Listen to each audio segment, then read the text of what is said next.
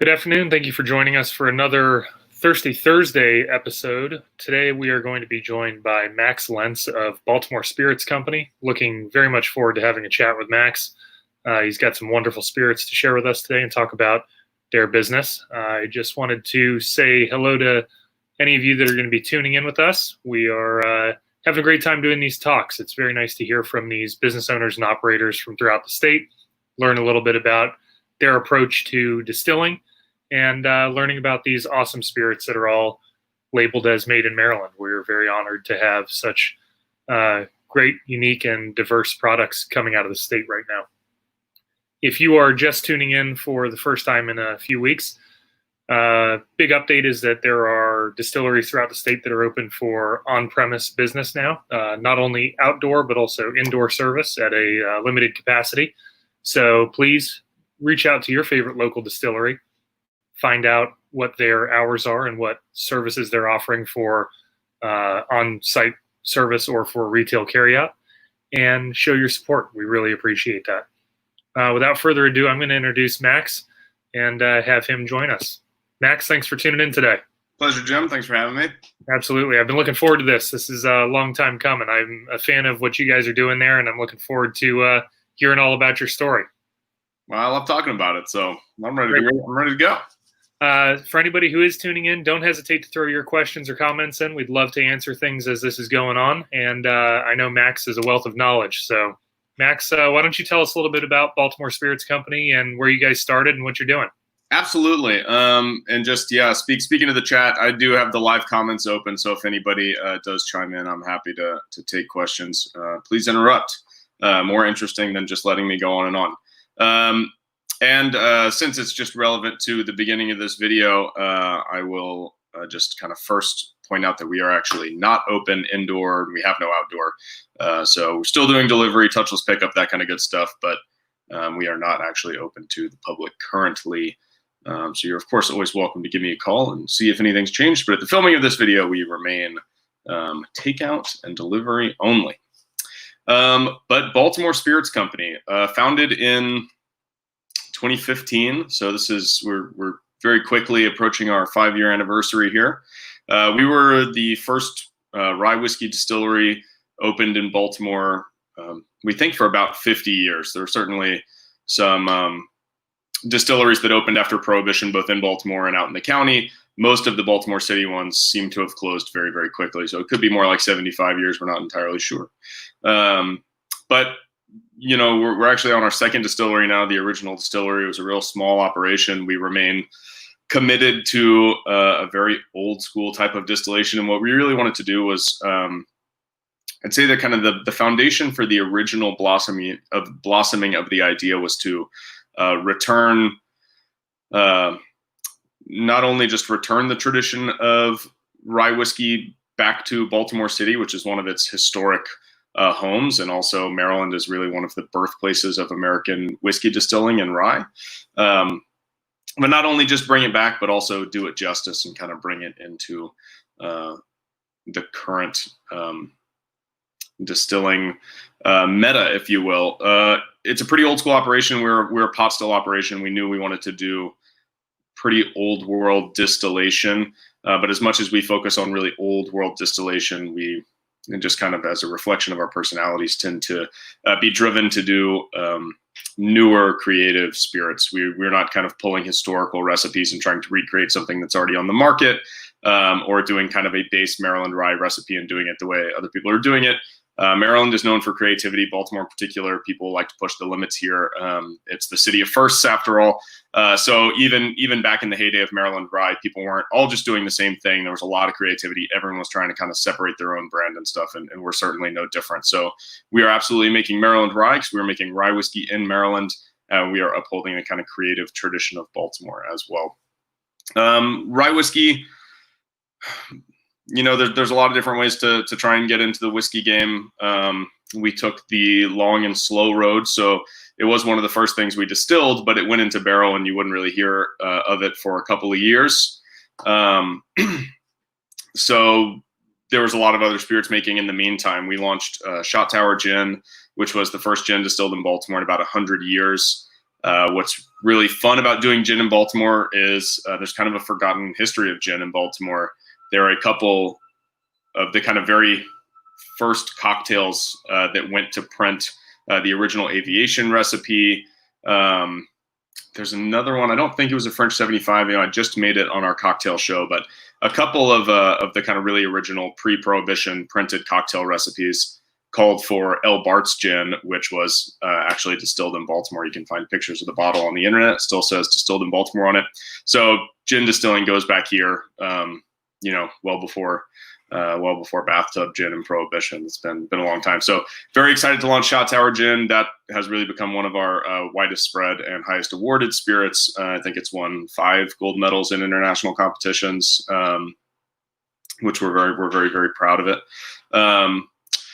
We, on the show today, I'll talk a little bit about our smoked apple brandy. We do a line of Amaro, which are really beautiful. So we're creatives at heart, I think, more kind of as much artists as we are scientists when it comes to distilling. So we're always kind of driven to find something new and exciting to put out. And when one of us gets an idea that we can't let go of, it tends to find its way into the bottles. So the rye whiskey is fantastic. It's been out since 2018, has certainly garnered a lot of acclaim, and a lot of people know us that way, and we love that. But there's a lot of other things that go on in Baltimore Spirits Company as well. You mentioned that you kind of have an old world approach to your spirits. When you mentioned that, I heard that when I was talking to Mark at Old Line also.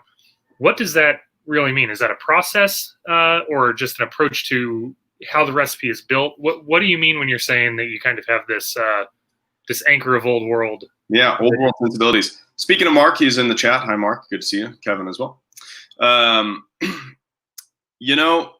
For us, there's a lot of different ways you can say you do things in an old way, and we do a couple of them. So on the one hand, we do wooden vat fermentation. So it's not stainless steel. It's not sanitary.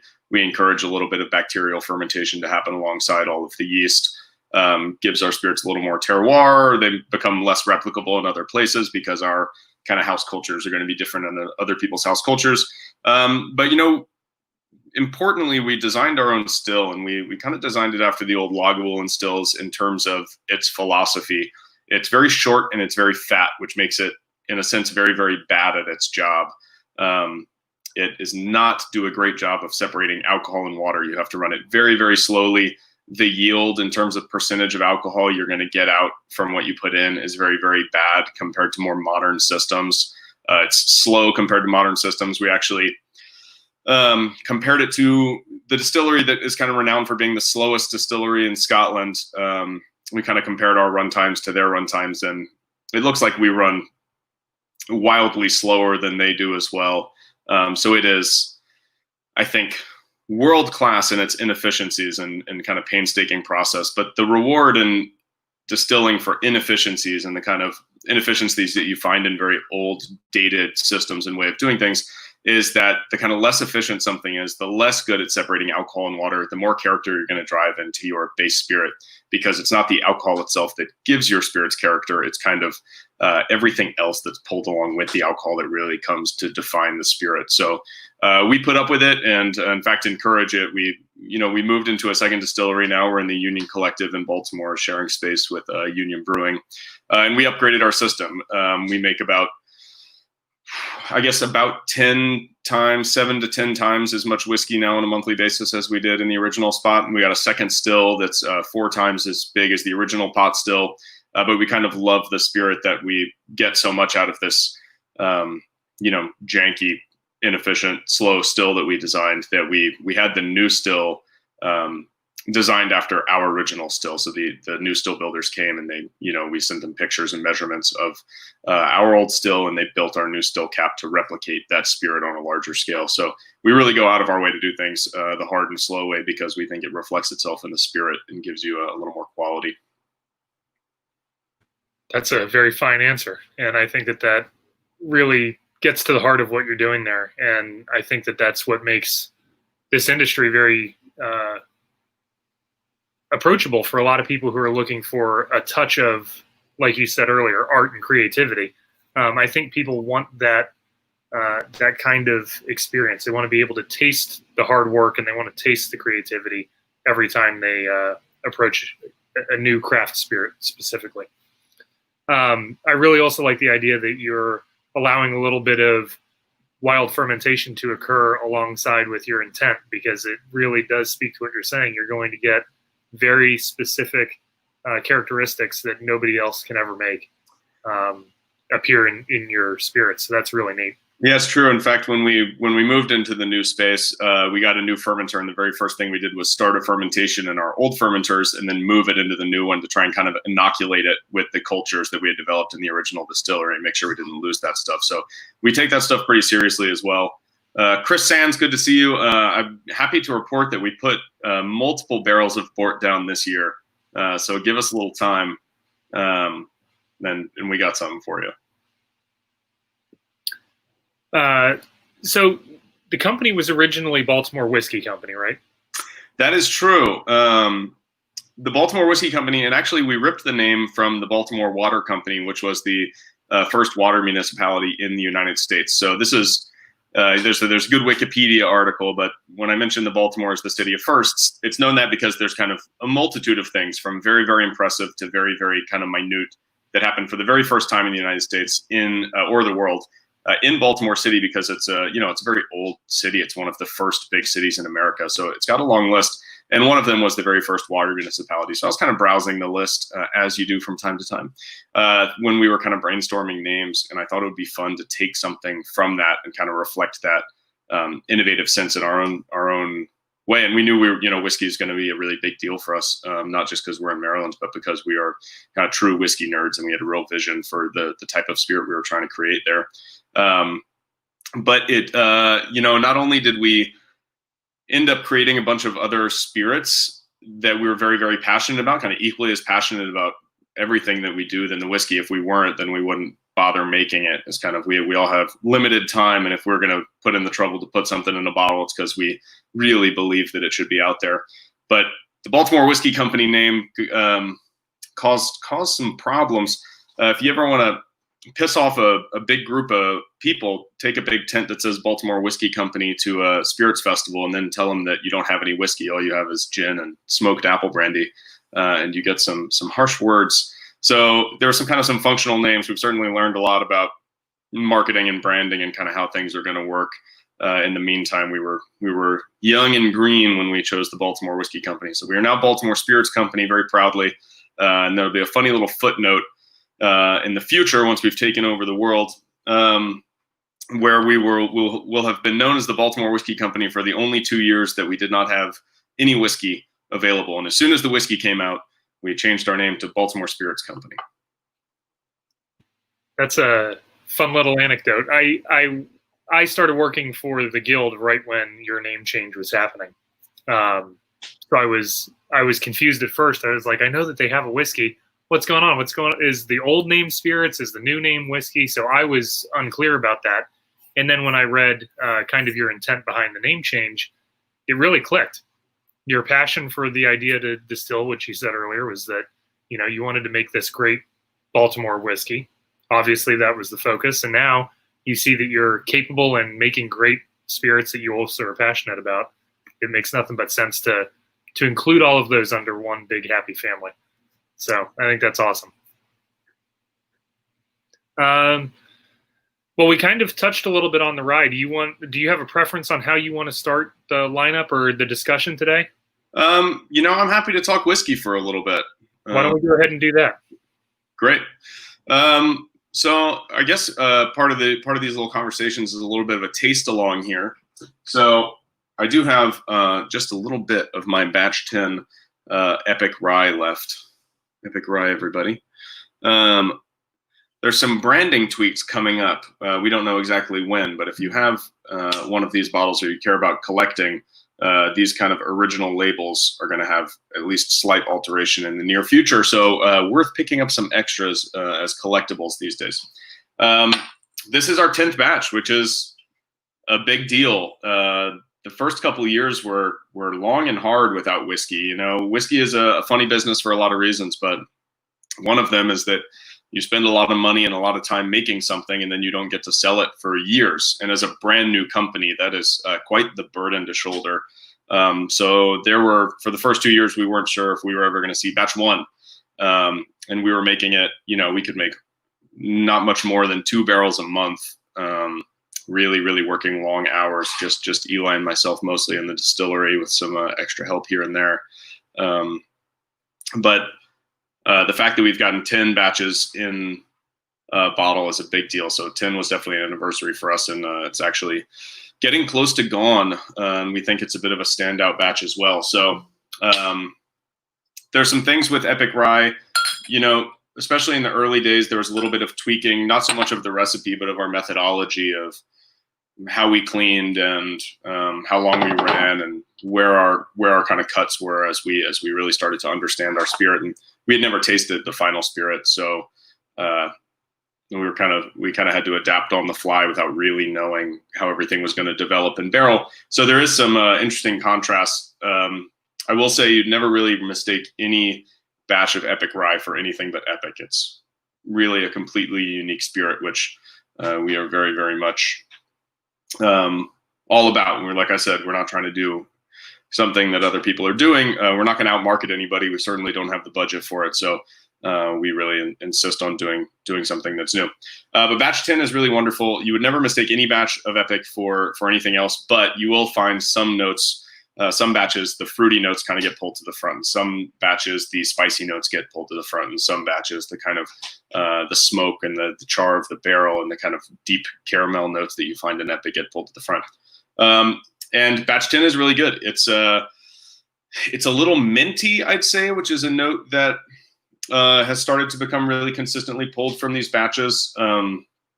Really distinct, like pitted cherries. Like fresh pitted cherries in here as well. The cinnamon spice is there, but it's not overwhelming. I'd say this batch in particular is a little more kind of mint. The rye baking spice is very present, but what I really love about this one, on top of the kind of tropical notes that you'll find from our rye content in the yeast we use, is that pit fruit note, plum, cherry, maybe a little bit of peach even, kind of stewed peach, get pulled through in here and really create the body of the spirit. It is a rye whiskey, but it's distilled like a single malt. That's kind of one of our little distinctions. We often say that it is a rye whiskey distilled more like a single malt Scotch, and that goes from not only the type of stills we use, which we really did model after Scotch stills, but the cuts that we make, kind of how deep we make our head cut, how late we let the tails run. It's a very, very unique thing. 90 to 95, I would say, % of rye whiskey in America is made on column stills, which is, I'd say none of this stuff is necessarily better or worse, just very different spirits come off column stills than do pot stills. So in a column still, you really kind of isolate a singular note and highlight that and create this kind of explosive note that you want your whiskey to be based around. Whereas in pot distillation, you kind of pull these broad spectrum of notes, and it's the aggregate of so many different things that come in to create your spirit's flavor after the fact. So that's kind of a very single malty thing, where this kind of broad spectrum of flavor profiles coming together to create a singular spirit, versus American whiskey, which is much more kind of highlighting a very singular moment of distillation and pulling as much of that one thing as you can. And we very much do it the Scotch way. So it's an American whiskey. In its build, it is built like a rye, but it's distilled like a single malt Scotch, which really makes it very much its own thing. I'm sure that has some very wonderful implications for cocktail use also, along with just being able to drink as a great sipper. It's true. We're pretty cocktail-centric people because we're not only creative distillers, but creative drinkers. I'd say we drink a lot of neat spirits, but we're very cognizant of how things are going to play in cocktails. So it's good for the whiskey nerds that we bottle at high proof. It's also good for the bartenders that we bottle at high proof. We always tend to push proof across the board for that reason. But, creating new things it's like giving a bartender new colors to paint with. So it's worth being excited about. We have definitely a good relationship with bartender communities all across the United States. and we're very lucky to have that. But yeah, we think it's a fantastic one. We've been doing a live cocktail show twice a week for the last 3 or 4 months, which has been a blast. And I'm actually mid-edit of the first pre-recorded one, which will hopefully go up later today on YouTube and Facebook and Instagram TV, I hope. But we work a lot on cocktails, and certainly, the creatives of the industry are the people behind the bar. So we get to make creative colors, so to speak, but it's always exciting to see what the artists paint with them. So we get excited about putting things in market just to see what bartenders can do with them. Sorry, I'm typing into the chat. I was going to make sure that we hit that point about making sure people are tuning into your cocktail shows. I think that's awesome. Yeah, that's great. It's really nice to know that there's a way for consumers to tune in and learn about what you're doing also, because the application of just having bottles on a bar at home can sometimes get lost if you don't know what to do with them.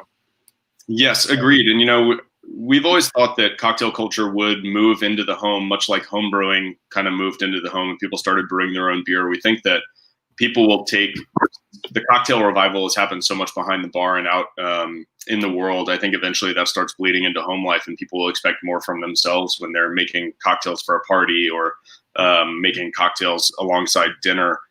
So we think there's a lot of educational opportunities there. And we certainly watch the videos as much as we make them.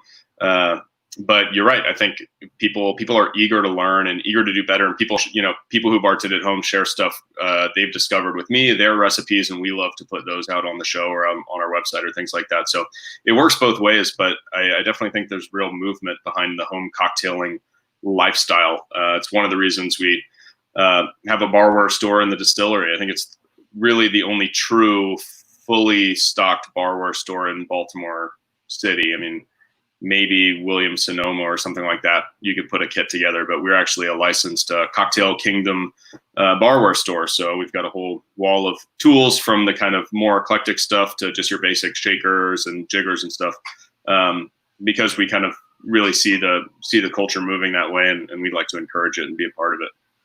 I've always been drawn to that barware section at your distillery. It's a great place to browse. Everything is beautiful, and it's just so compelling to see that you can take this home and it's functional, but it also looks wonderful. It's true. There's nothing like having a good kit at home, just sitting on your little bar shelf. Makes you look good even when you're not using it. So were you planning to do the cocktail show prior to the COVID thing, or had you started that prior to? We have done some cocktail videos in various forms, but the COVID thing kind of jump-started the live videos, especially because I was and really still am, for the most part, working from home. So trying to figure out new creative ways to reach people who were also stuck at home and give them something to do. I think there was a lot of people were craving new kinds of content because they had so much time. And you also saw a lot of people putting out new content. You saw bartenders kind of taking up this thing and figuring out how to spend their time in a worthwhile way in a strange situation. So it was definitely jump-started by COVID. We always kind of worked on the, we have a cocktail blog on the website that's been up for years, and probably doesn't get updated as much as it should. So it was the philosophy and the kind of practice of being part of the cocktail culture had always been there, but COVID definitely took the content into a new place. And it really has kind of blossomed into its own thing, and it will be continuing. It's definitely something that we've been really excited about in general. We've really enjoyed it. So we're actually going to dial it in and kind of go for it harder, kind of regardless of how the world develops here. It's not something we'll leave behind. There's no shortage of demand for people to engage with you that way. So yeah, it's been great, and the response has been great. Yeah, we really enjoy it. Great. What is the next spirit on the lineup that you'd like to share with us? Next spirit on the lineup. Let's do, we'll go from kind of classic stuff to weird stuff to classic stuff to weird stuff. So why don't we go for our Fumis Pumila wood smoked apple spirits. It's a smoked apple brandy. We're just not allowed to call it a smoked apple brandy. And this is I think, one of the most interesting, not only interesting, but it really works, things that we've ever done. It's a mezcal style apple brandy by design. And we did it because, we're like a lot of people, we were definitely part of the mezcal movement when it kind of tore through the US. And we really fell in love with the spirit. So we're drinking a ton of mezcal, and we still do. Really love the producers. We love it's kind of a really weird method that they use to distill the stuff. But, we're kind of kicking around, drinking some mezcal one day in the distillery and just talking about it. And we're talking about it as if it was basically an unaged smoked fruit brandy made from agave fruit. And not a lot of people talk about it that way, because agave is a funny thing to think about as a fruit. But that's essentially what it is. And we were already doing apple brandy spirits.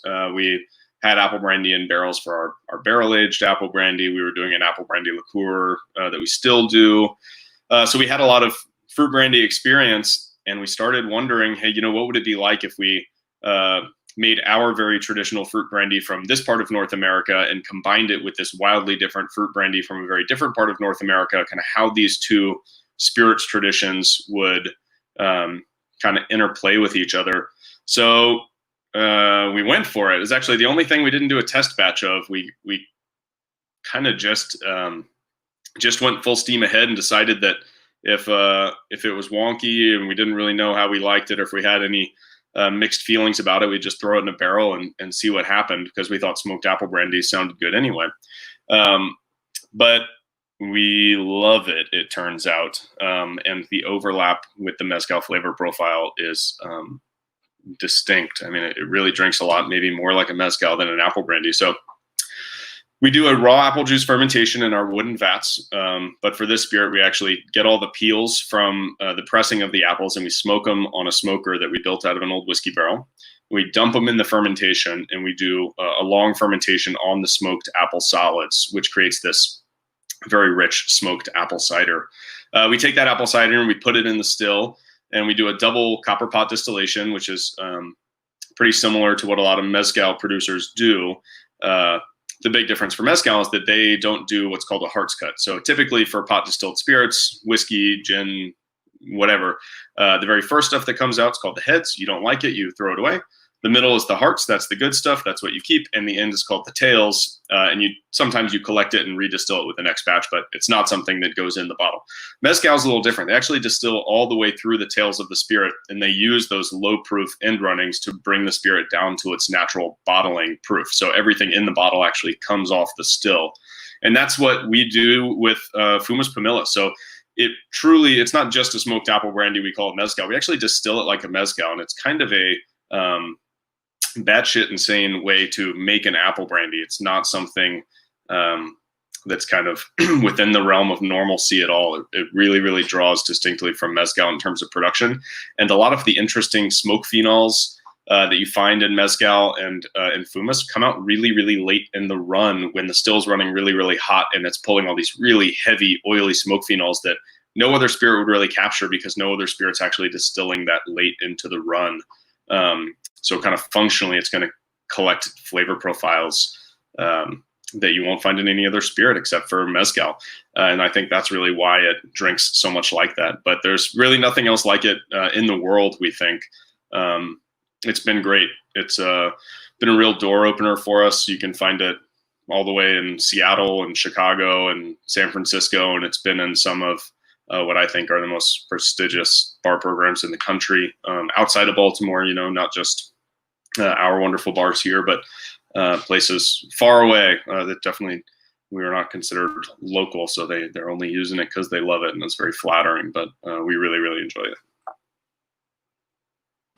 That's probably a great testament to the fact that there's nothing else like it out there other than mezcal. Yeah, I think that's right. And it certainly has its own thing. I mean, you get the kind of apple eau de vie backbone to it instead of the kind of earthy ferniness of a mezcal, but the smoke profile overlaying it is very mezcal-like. And of course, it's not a subtle part of mezcal. So it does drink a lot like a mezcal, but it has its own character as well. You'd certainly use it a little differently, or at least it would create slightly different drinks. It's certainly a unique spirit. I remember the first time I tasted it, I was blown away, and I was swept up in that mezcal movement that you were talking about. It's a flavor profile that I think people who appreciate a lot of complexity can approach and enjoy. And I know that I've fallen in love with it as a spirit, and I tried Fumis Pumila and was just absolutely floored by it. Thank you. Yeah, it's pretty wild. It's nice to see that kind of stuff, and it really does. Again, talks about the creativity in the industry, and I think that's so cool. You found something that, at least on our continent, is popular and has done well somewhere, and you found a way to do it your own way and with your own twist, and it's a really cool solution to maybe not a problem, but something that you're considering. Yeah. It's cool. We're very reverent of the mezcal makers. So we certainly, we wouldn't import agave and try and make a mezcal here because there's people doing that, for generations who know so much more about it and stuff. But, our part, apple brandy is really the original American spirit, and people were drinking it before rye whiskey. It's got a long history in Maryland. This is apple country. So, we like to do a traditional version we release once a year, kind of has a little bit of our own spin on it and certainly has its own profile being pot distilled on our kind of funky system. But this, allows us to kind of pay tribute to a different tradition while upholding our own tradition and creating something that we really think is kind of brand new. Does this spirit see any time in barrel? The mezcal does not, or the mezcal style apple brandy does not. People have asked us a lot about it, and the truth is, mezcal traditionally is not barreled. I think you can find some talking of some that kind of by happenstance spent some time in a barrel, but traditionally mezcal is an unaged spirit. So kind of in our reverence to trying to mimic the distillation production style of mezcal, if we're going to kind of talk about it like a mezcal style apple brandy, we feel like we want to stay really close to that. So we don't do any barrel aging on it. Makes sense.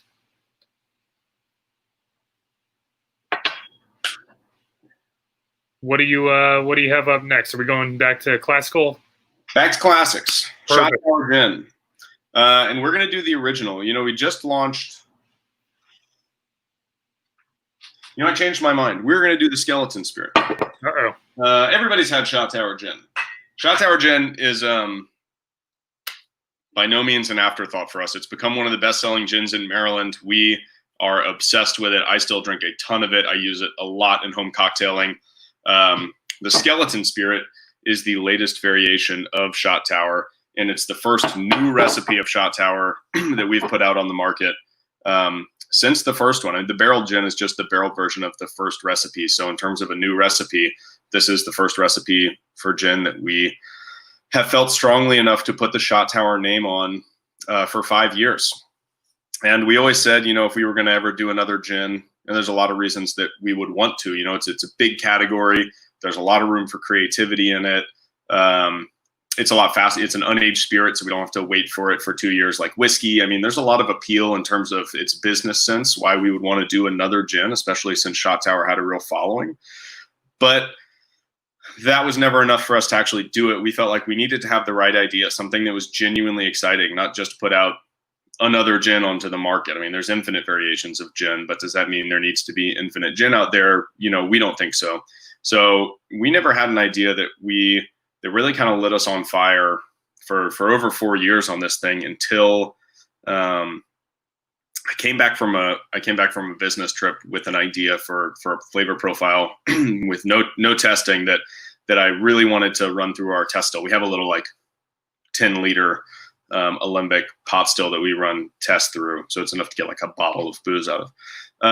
So I whipped up a recipe, put it through, and we all tried it, and we knew that that this was special, that this had some stuff that we needed to develop. So we spent maybe another 6 months doing a test recipe every other day for a lot of the time, just altering, tweaking, swapping, going back and forth, and eventually really had it dialed in and decided we really wanted to go for it. So we developed Shot Tower Gin, Skeleton Spirit. The main notes in here, and I'll pour a little. And we say it's a gin for the world's most adventurous gin drinkers. It is really not for the faint of heart. The original Shot Tower Gin is wildly approachable, also original, classic American dry. but kind of with really distinctive notes in there that kind of soften it up. Green tea, jasmine flower, kind of really beautiful things. The Skeleton Spirit is going to take a little more personality to get behind, but I would call it a contemporary botanical gin because there's really not as much historical grounding in terms of what we use in here. It's a 14 botanical gin to Shot Tower's 8, so more complex in a literal sense. The main notes you're going to get in here behind the juniper, which is always going to be a big part of gin, eucalyptus, aloe vera, a really big spice profile. It's a lime-based citrus gin. Most gin is going to be lemon or orange-based of some kind, maybe some lime in there, but this is really, really heavy on the lime, which also makes it fantastic in lime cocktails, south sides, gin and tonics with a lime wedge, gimlets. Just anytime you mix it with lime, it's mind-blowing. And then a really big spice profile with some things you've heard of. They're all kind of small amounts, so they change it when they're all kind of in aggregate, but you'd be hard-pressed to pick any one out because they're in small amounts. It's only the kind of amalgamation of all the botanicals that give it character. And one of the more interesting things we use, and I'm not sure anyone else is using it in gin, is avocado leaf, which is used in cooking in South America and in Mexico, but I've never really heard of it used in distilling. It has a really, really cool profile.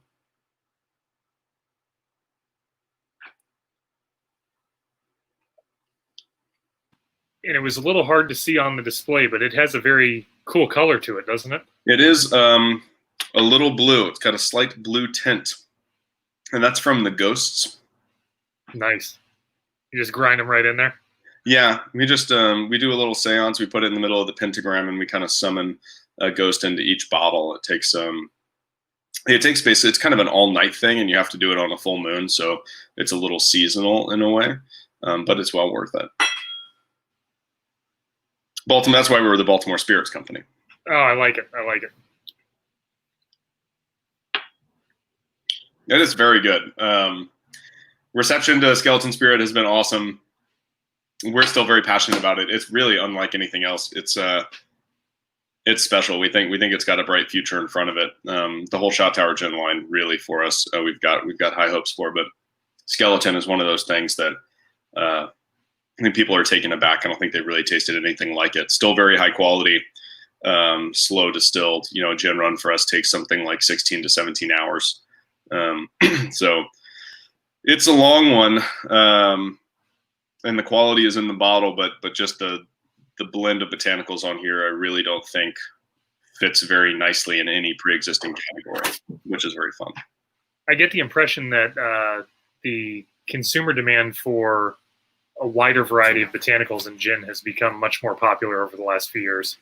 I think gin has become much more popular in the last few years. I don't know that happened after we were open, but I think it's linked to the cocktail movement. There's a funny thing. Gin is one of the absolute number one things ordered at a bar in terms of bars with big cocktail programs. Gin drinks tend to sell very, very well. And it's one of the worst selling core liquors in liquor stores because people just don't associate the great drink that they had out with what they can do at home versus something like a whiskey or a vodka, where the kind of applications are second nature to everybody. Gin is a little more complex, and I think some people think they don't like gin, even though they continue to like gin drinks. So I think you're starting to see that movement where cocktailing at home is elevating, and people's knowledge of what cocktails could and should be is elevating as well, kind of the average person. And that's pulling more gin from the shelf into people's homes because they're starting to kind of understand its purpose and how to use it a little better, and noticing that a lot of their outdoor cocktailing life, it actually centers on gin. And so they're bringing that home with them. I think that's kind of why you've seen this gin I don't know if I'd call it an explosion, but this kind of swelling of not only the available gins, but I think people being interested in trying new stuff. And I think it's all kind of centered around the cocktail. That's positive. It's definitely a spirit that's moved on from just being an all juniper experience or like the Christmas tree in your mouth kind of ordeal. I think people really are starting to see that there's a lot of great layers of complexity that you can introduce with unique botanicals, but also this really wide approach to how this particular spirit can present in cocktails or even as something that you're drinking on its own. Yeah, 100%. Cool. The last one that you've got listed in here, I got the sneak peek, so I'm pretty excited about this. This is a wild spirit, and I'm really, really curious to hear you talk more about it. Yes. Szechuan Amaro. Baltamaro. We kicked around doing Amaro for a long, long time. So much so that by the time we decided to go for it, we already had the ideas for, I think, all of the Amari that we ended up putting in bottle. But I think one of the things is once we decided we were going to call it Baltamaro, we knew that if we didn't do it, somebody else would very shortly. So we felt like we really had to get our act together and go for it. For all three of the Amari that we make a coffee Amaro, a Szechuan Amaro, and a Fernet. We thought we would take 2 to 3 months to develop these recipes because we already had a lot of experience with botanicals. We'd already done some test batches of liqueurs that were going to end up being the kind of rough draft of some of these Amari. And so we thought we just needed to do a little dialing in, play with the bitterness levels, and we kind of be ready to rock and roll. And we ended up spending 18 months from the decision to go for it, from the first test batches of the Amari, before we thought we had the recipes where they needed to be to get in bottle. Szechuan, so they all three launched at the same time. Szechuan Amaro is volume 2. The only reason it's volume 2 and not 1 or 3 is we just thought the Fernet, as it's kind of a more defined pre-existing style, would just be the base. Amaro 1 and 2 and 3 were the Szechuan and coffee. So it's not a ranking by any means, but the Szechuan is very, very special. It's kind of our aperitif style Amaro. So Campari, Aperol, maybe Nonino you'd fit in there, but those kind of citrus-based ones that you find in a lot of spritzes, Negroni spins, typically kind of before dinner. Amari more than digestifs, more kind of the aperitif. And ours says this is kind of the take, but it's put in a wildly different space with the addition of Szechuan peppercorns. If you've ever eaten a Szechuan peppercorn, it's like a natural anesthetic. It'll numb your mouth when you chew on it. That's why you find it in a lot of very, very spicy foods, but it's actually not spicy. In fact, it makes spicy foods easier to eat because your mouth gets numb while you eat it. So you don't have to actually deal with the spice through the whole meal. So it's in a lot of spicy foods. It's not spicy in and of itself, but the aroma is remarkable. It does have kind of a peppery aroma, but not a heat to it. So you won't find a spice note on the palate. If you have a really sensitive palate, you might get a little tingle from its anesthetic qualities, but it's really in there mainly for aroma. A lot of citrus in here to give it that kind of aperitif vibe, as well as mace is the kind of biggest baking spice in here. Yeah, there's some orris root as it's kind of a main bittering agent in here as well. There's some angelica, I believe.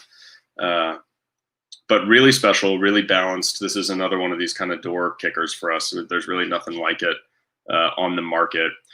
And much like the kind of rest of our spirits, the way we develop the Amaro is we're very reverent of the historic Amari and the historic makers, but we also have no interest in going and finding some historic recipe or digging up somebody's Campari clone and trying to kind of tweak it a little bit. So other than the Szechuan in here, everything else in there is a really, really historic, widely used Amaro botanical. It's just put in a brand new space by the addition of Szechuan peppercorns. So reverent to the history of it, and we pull all that history, the kind of thousands of years of development of this stuff. It'd be absurd to ignore that, especially if you're going to try and be in a category. You need to understand the category and you need to be firmly in it. But there's still a lot of room for creativity and distilling, which is why we love it so much. So we kind of take all that history, bring it up to the current space, and then see where we can kind of push it into a new space somewhere that hasn't been breached yet, and bring people something new and exciting while also kind of familiar to people who already understand the genre. And Szechuan, I think, is one of the kind of purest, most obvious forms of doing just that.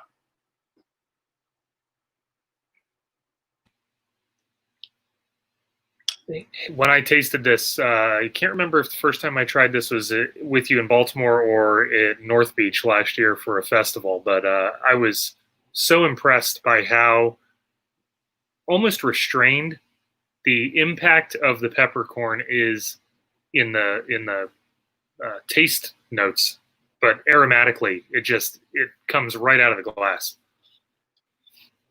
Yeah, there's no mistaking it. And it's, balance might be a boring thing to talk about, but it's something we kind of obsess over. We don't want any of our spirits to really kick you in the face with any of it. We want it to be identifiable, unique, expressive, but balanced, and that kind of restraint to be able to kind of reel something in to make it more approachable and we think better in the long run is one that we take very seriously. Are all of the spirits in your portfolio available in retailers throughout the state? Yes. Other than we do have some distillery only spirits. Everything we've talked about today is out on the market. Everything that's in kind of a big bottle, except for the Green is Gold apple brandy, is distributed through the state. But our Singularities series, which is the things that are just kind of one-offs, are just distillery only. But all the Amaro, the smoked apple brandies, all 3 gin, the whiskey is out for distribution now as well. That is all on the market through Maryland. You can find our stuff in Louisiana, Illinois, California, Arizona, Nevada, and Washington State as well. Not quite as thoroughly in terms of the full portfolio, but you can find some of our spirits in all of those states. What motivated those territories? Louisiana does not sound like one that normally would pop up.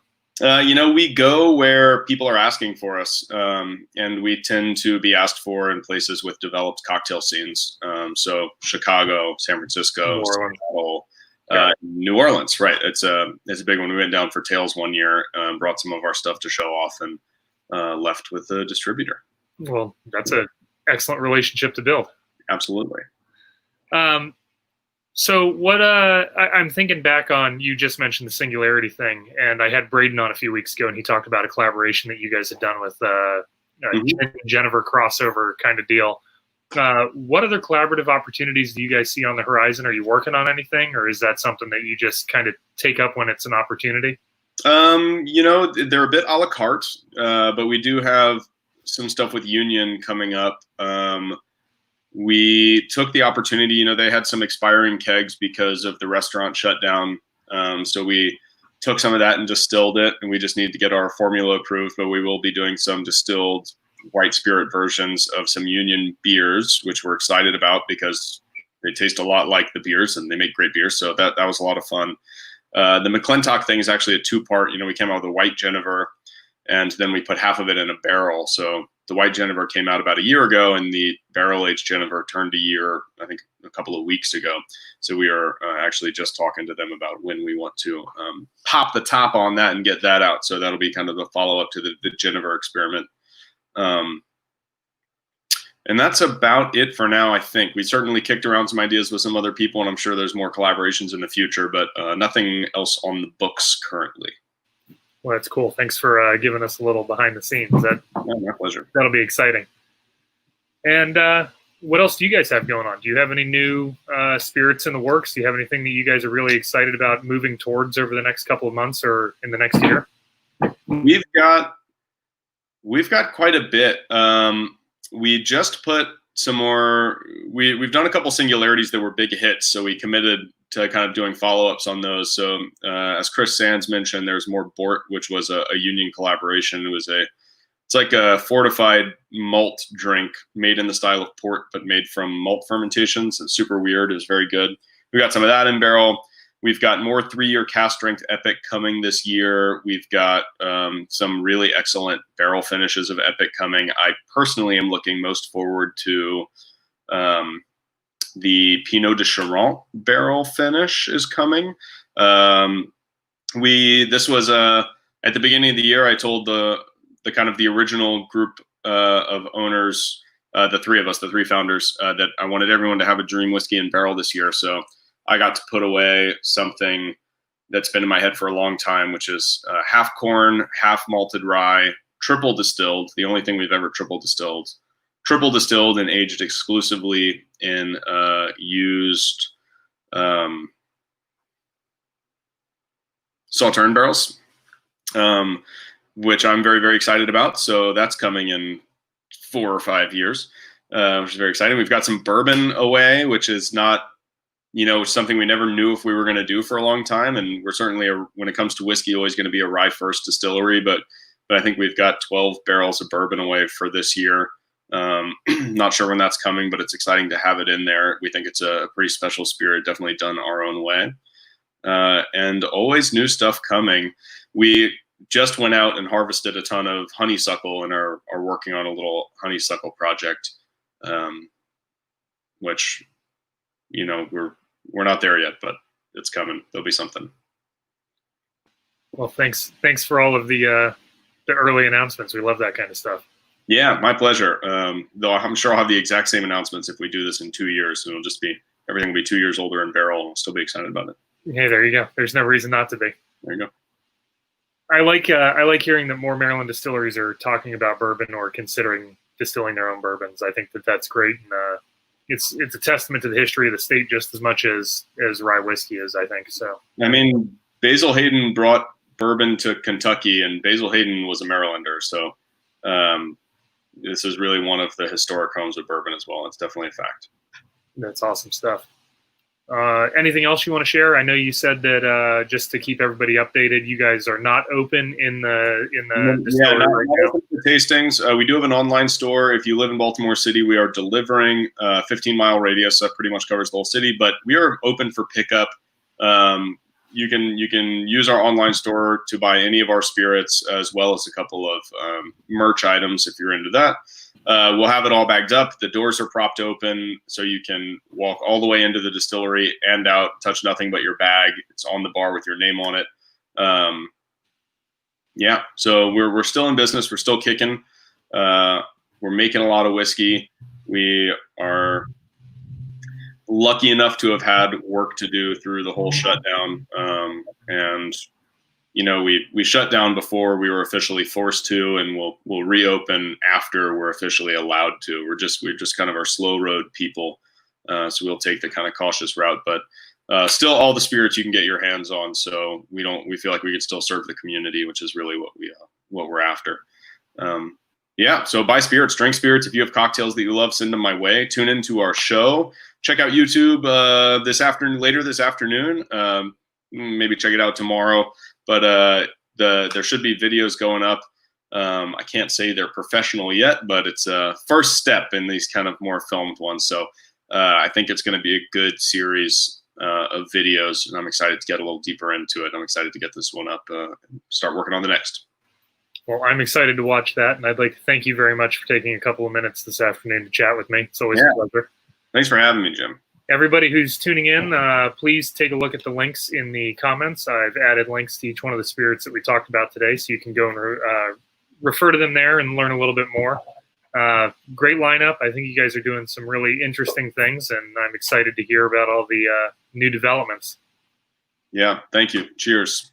If anybody out there has any questions about what the Maryland Distillers Guild is up to or how large the industry is getting, you have any questions about anything, visit marylandspirits.org. We have some details there. Make sure you, next time you go to a distillery that is open for you to visit, please pick up your Maryland Spirits passport and tour Maryland distilleries throughout the state. We're very happy to have so many great businesses here. Max, have a wonderful rest of your week and a safe weekend. All right. Cheers. Thanks, Jim. Bye-bye.